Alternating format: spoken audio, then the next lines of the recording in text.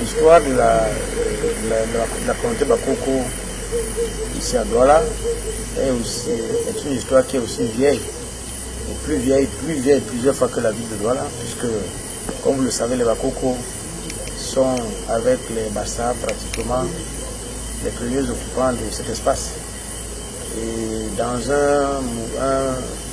Et à un moment donné dans l'histoire, quelques temps après, nous avons été heureux ici de recevoir nos frères, les descendants de Mbeli, qui nous ont rejoints ici, les descendants de Mbeli, qui sont arrivés, et dès cet instant, nous avons constitué ici ce qu'on appelle les Massoso Mayambe, les trois foyers, n'est-ce pas, de la ville de Douala, à savoir les Bakoko, les Bassa, et ce qui est devenu par la suite en termes de tribus, ce qu'on appelle les Douala, en fait, qui sont en fait les descendants de Mbedi, qui sont les Bonambedi en réalité. Bon, Douala étant pour moi en fait un sobriquet qui est assez récent, qui date en fait de l'époque des marchands hollandais et tout qui venaient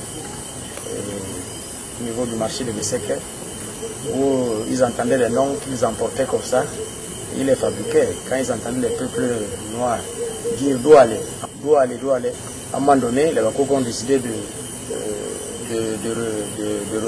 redescendre le bruit pour déboucher sur les criques de ce qu'on appelle les criques de Moupé. Et on a commencé à occuper. Mais ça, c'est des chefs de famille qui se déplaçaient comme ça en groupe.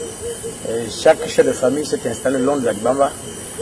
Et bien pour nous, effectivement, la Coco, après le Bouri, lorsqu'on est venu s'installer il y a plusieurs siècles, la Gbamba est devenue un peu la source de notre vie. Comme tout côtier qui a sa vie organisée autour de l'eau, la Gbamba a été la mère nourricière de tous les villages de Coco, parce que tous les 7 villages de Coco ont un pied sur la Gbamba. Que ce soit Jacoma, Ouan, Ngodi, Yassa, Yachika, tout ça, puisqu'on vivait de la pêche. Donc, et même le mysticisme religieux de cette communauté a pris ancrage dans ce fleuve. Alors, c'est une communauté qui a pris du retard par rapport aux 5 autres cantons de la ville, du fait que ce retard a été surtout enregistré lors de la guerre civile. Parce que vous savez, le maquis, le canton Bakoko étant endossé sur la porte est de la ville de Douala, a été une base naturelle, n'est-ce pas, des battants de la liberté, à cette époque qui se désignait par ce titre.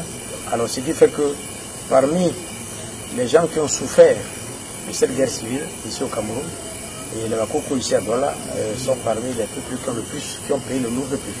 Sa jeunesse a été enrôlée dans le maquis. Les gens ont abandonné les écoles, les classes. En 1961, notre chef supérieur a été enlevé. Il n'est jamais revenu jusqu'à aujourd'hui. Ici, tous ces villages, pendant ces périodes, avaient été abandonnés. Les sources de vie, les maisons avaient été détruites, tout, il n'y avait plus rien. Donc en réalité, les Bakoko, c'est depuis, je peux dire depuis seulement 15 ans, qu'ils sont progressivement revenus dans leurs différents villages. Tous étaient au centre-ville.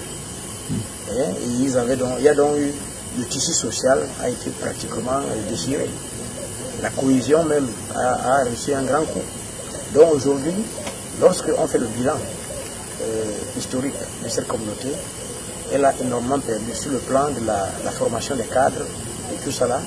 Et c'est pour ça qu'aujourd'hui, par rapport aux autres cantons, on a dû prendre un retard fou sur les infrastructures du développement de la ville, sur la formation des cadres de ce pays. On a complètement perdu. Donc, si je devais dire quelque chose, c'est un moment triste pour le canton Bakoko. Pour le reste, on a les mêmes symboles, on a la même organisation sociale que les autres chefs d'ici, les familles, les foyers, les chefs de village, et puis le chef supérieur. La succession se fait selon presque les mêmes techniques. Bon, nous avons un chant patriotique comme tous les clans, et nous avons un pagne traditionnel qui est le symbole de notre unité. Donc voilà, le canton Bakoko.